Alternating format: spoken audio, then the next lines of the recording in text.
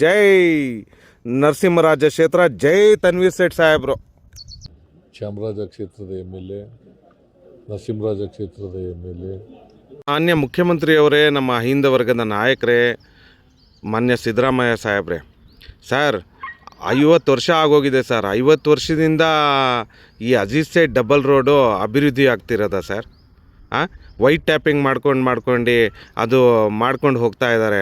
ಆ ಅಗಲೀಕರಣ ಮಾಡಿ ಆ ಕಡೆ ಈ ಕಡೆ ಆಸ್ತಿ ಇರೋರಿಗೆಲ್ಲರಿಗೂ ಅವ್ರ ಆಸ್ತಿ ಹೋಗುತ್ತೆ ಆ ರೋಡ್ಗೆ ಅಂತ ಹೇಳ್ಬಿಟ್ಟು ಅವ್ರಿಗೆ ಅನುದಾನ ಬಿಡುಗಡೆ ಮಾಡಿ ಅದನ್ನು ಅಗಲೀಕರಣ ಮಾಡಬೇಕಾಗಿದ್ದಲ್ಲ ಸರ್. ಅಗಲೀಕರಣ ಮಾಡಿ ಅಲ್ಲಿ ಟ್ರಾಫಿಕ್ಕು ಮತ್ತು ಎಲ್ಲ ಜಾಸ್ತಿಯಾಗಿ ಆಕ್ಸಿಡೆಂಟ್ಗಳಾಗ್ತಿದೆ, ಎಲ್ಲ ಆಗ್ತಿದೆ. ಮತ್ತು ಆ ರೋಡಲ್ಲಿ ಜನಸಂಖ್ಯೆ ಜಾಸ್ತಿ ಓಡಾಡ್ತಾ ಇದ್ದಾರೆ, ಎಲ್ಲ ಆಗ್ತಿದೆ. ಎಲ್ಲಾಗಿದೆ ಸರ್ ಅಗಲೀಕರಣ? ಅದು ನೀವು ಬಂದು ಮೈಸೂರಲ್ಲಿ ನೋಡ್ತಾ ಇದ್ದೀನಿ ಅಂತ ನೋಡಿದ್ರಿ ಅಂತ ಹೇಳಿದ್ರಿ. ಖಂಡಿತ ಸರ್, ಇದ್ರ ಬಗ್ಗೆ ಯಾಕೆ ಮೌನ ವಹಿಸಿದ್ದೀರಾ ಸರ್? ಈಗ ಮೈಸೂರು ನಗರದಲ್ಲಿ ನಡೀತಾ ಇರ್ತಕ್ಕಂಥ ಅಭಿವೃದ್ಧಿ ಕೆಲಸಗಳನ್ನು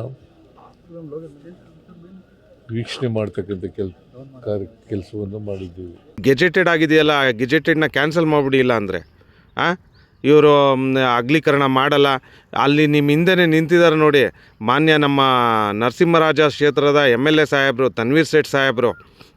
ಕೇಳಿ ಅವ್ರಿಗೆ, ಅವ್ರ ತಂದೆ ಹೆಸರಲ್ಲೇ ಇರೋದು ಅಜೀಜ್ ಸೇಠ್ ರೋಡ್. ಅದು ಆ ರೋಡ್ನ ಇಲ್ಲಿ ನೋಡಿ, ಇಲ್ಲಿ ವೀಡಿಯೋನು ಹಾಕಿದ್ದೀನಿ ಇನ್ನು ಕೆಳಗಡೆನೆ.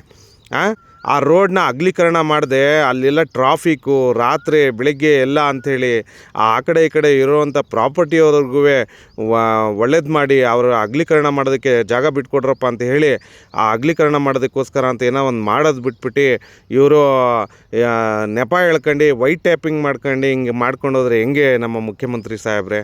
ಹೇಳಿ ಸಾಹೇಬ್ರೆ, ನೀವೇ ಉತ್ತರ ಕೊಡಿ ನಮ್ಮ ಜನಕ್ಕೆ. ಈಗ ಇಲ್ಲಿ ಬಸ್ ಸ್ಟ್ಯಾಂಡ್ ವೈಟ್ ಟ್ಯಾಪಿಂಗ್ ಸುಮಾರು 50 ಕಿಲೋಮೀಟರ್, ಇಲ್ಲ 49 ಪಾಯಿಂಟ್ ಆಡಿದೆ. 50 ಸುಮಾರು 50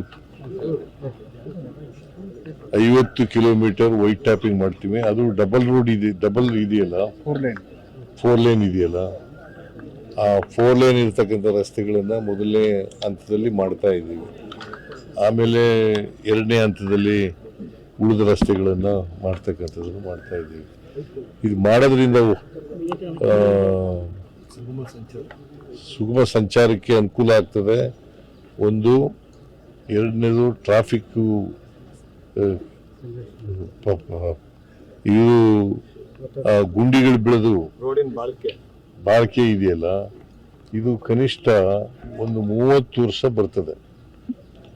ಗುಂಡಿಗಳಿಲ್ದೇನೆ 30 ವರ್ಷ. ಈಗ ನಾವು ರಾಮಸ್ವಾಮಿ ಸರ್ಕಲಿಂದ ಇಲ್ಲಿವರೆಗೆ ಮಾಡಿದ್ದೀವಲ್ಲ,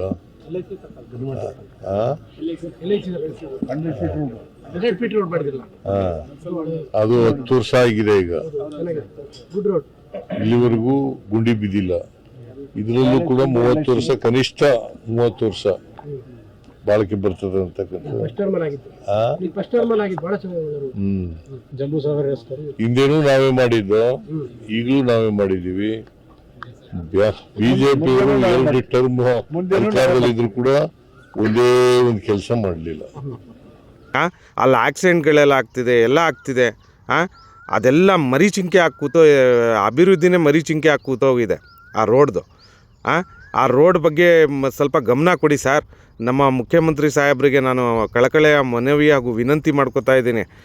ಯಾಕಂತ ಹೇಳಿದ್ರೆ ಇಲ್ಲಿ ಆ ನರಸಿಂಹರಾಜ ಕ್ಷೇತ್ರದಲ್ಲಿ ಅಭಿವೃದ್ಧಿ ಅನ್ನೋದು ಮರೀಚಿಂಕೆ ಆಗೋಗಿದೆ. ಅದಕ್ಕೋಸ್ಕರ ನಾನು ಇಷ್ಟು ಕಳಕಳೆಯ ವಿನಂತಿ ಮಾಡ್ಕೋತಾ ಇದ್ದೀನಿ ಮಾನ್ಯ ಮುಖ್ಯಮಂತ್ರಿಯವರಲ್ಲಿ. ದಯವಿಟ್ಟು ಇದ್ರ ಕಡೆ ಗಮನ ಕೊಡಿ ಅಂತ ಹೇಳಿ. ಮಾನ್ಯ ತನ್ವೀರ್ ಸೇಠ್ ಸಾಹೇಬರು, ನೀವು ಸರ್ ಹಿಂದೆನೇ ನಿಂತಿದ್ರಲ್ಲ ಸರ್, ಚೀಫ್ ಮಿನಿಸ್ಟರ್ ಅವ್ರಿಗೆ ಹೇಳಿ ಸರ್, ಈ ಅಜೀಜ್ ಸೇಠ್ ರೋಡು ನಿಮ್ಮ ತಂದೆ ಹೆಸರಲ್ಲೇ ಇರೋದು 50 ವರ್ಷ ಆಗೋಗಿದೆ ಅಂಥೇಳಿ ಅದನ್ನು ಅಗಲೀಕರಣ ಮಾಡಿ ಎಲ್ಲರಿಗೂ ನ್ಯಾಯ ದೊರಕಿಸ್ದಂಗೆ ಮಾಡಿ ಜನಗಳಿಗೆ ಟ್ರಾಫಿಕ್ಕು ಕ್ಲಿಯರ್ ಆಗುತ್ತೆ. ಮತ್ತು ಆ ಕಡೆ ಈ ಕಡೆ ಆಸ್ತಿಯವ್ರಿಗೂ ಅನುದಾನ ತಗೊಬಂದು ಆ ಪ್ರಾಪರ್ಟಿಯವ್ರಿಗೂ ಒಳ್ಳೆಯದಾಗಲಿ, ಎಲ್ಲರಿಗೂ, ಎಲ್ಲ ಜನಾಂಗಕ್ಕೂ ಅದನ್ನು ಹೇಳಿ ಸರ್. ನೀವು ಅಲ್ಲಿ ಹಿಂದೆ ನಿಂತ್ಕೊಬಿಟ್ಟು ಸುಮ್ಮನೆ ನಿಂತ್ಕೊಬಿಟ್ರೆ ಈಗ ಮುಖ್ಯಮಂತ್ರಿ ಅವ್ರು ಬಂದವರಲ್ಲ, ಅವ್ರ ಗಮನಕ್ಕೆ ತನ್ನಿ. ಮತ್ತು ಅಲ್ಲೇ ಮುಂದೆ ಹೇಳ್ತಾ ಇದ್ದಾರಲ್ಲ ಮೀಡಿಯಾದಲ್ಲಿ, ನೀವು ಗಮನಕ್ಕೆ ತಂದು ಅದನ್ನು ನಮ್ಮ ಅನುದಾನ ತಗೊಬಂದು ಆ ರಸ್ತೆನ ಅಗಲೀಕರಣ ಮಾಡಿ ಎಲ್ಲರಿಗೂ ಜನಗಳಿಗೆ ಒಳ್ಳೇದಾಗಲಿ, ಮತ್ತು ಆ ಪ್ರಾಪರ್ಟಿಯವರು ಯಾರ್ಯಾರು ಇದ್ದಾರೆ ಆ ಕಡೆ ಈ ಕಡೆ ಅವ್ರಿಗೆಲ್ಲರಿಗೂ ಒಳ್ಳೇದಾಗಲಿ ಅದನ್ನು ಹೇಳಿ ಸರ್. ಯಾಕೆ ಸರ್ ಸುಮ್ಮನೆ ನಿಂತಿದ್ದೀರ ನೀವು? ಮಾನ್ಯ ತನ್ವೀರ್ ಸೇಠ್ ಸಾಹೇಬ್ರೆ, ದಯವಿಟ್ಟು ಹೇಳ್ಬಿಟ್ಟು ನ್ಯಾಯ ಕೊಡಿಸಿ, ಎಲ್ಲರಿಗೂ ನ್ಯಾಯ ಕೊಡಿಸಿ ಪುಣ್ಯ ಕೊಟ್ಕೊಳ್ಳಿ. ಇಷ್ಟು ಮಾತು ಹೇಳಿ ನನ್ನ ಮಾತನ್ನ ಮುಗಿಸ್ತಾ ಇದ್ದೀನಿ. ಜೈ ಹಿಂದ್, ಜೈ ಕರ್ನಾಟಕ, ಜೈ ಇಂಡಿಯಾ, ಜೈ ನರಸಿಂಹರಾಜ ಕ್ಷೇತ್ರ, ಜೈ ತನ್ವೀರ್ ಸೇಠ್ ಸಾಹೇಬರು.